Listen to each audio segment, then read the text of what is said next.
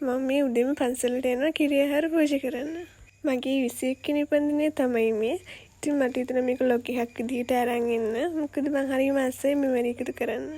මල් හඳුන් කුරු කිරියහාර පූජා කරලා මම චෛත්‍ය වඳින්නවා.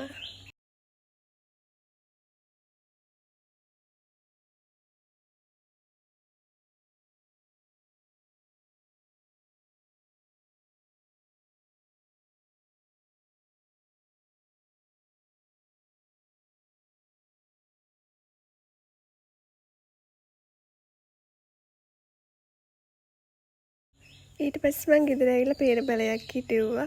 අපිට ඉතින් දවසක ඉදිරි වෙන්නේ මතක විතරයිනේ. මට ඉතින් තව අවුරුදු ගාණක් ගිහින් එන උපන්දින වලට මේක මතක් වෙයි. මේ බර්ත්ඩේ එකට කලින් සති මං යන්න ආසම තැන බීච් එකේ ෆොටෝ ෂූට් එකක් කරා.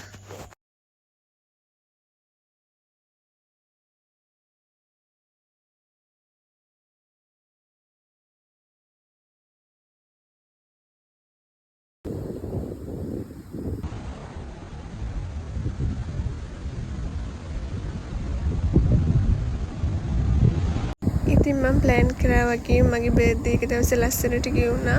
මට ඉතින් හරි සතුටුයි මං හිතපු විදිහටම ඒ දවසේ ලස්සනට ගෙවුනට.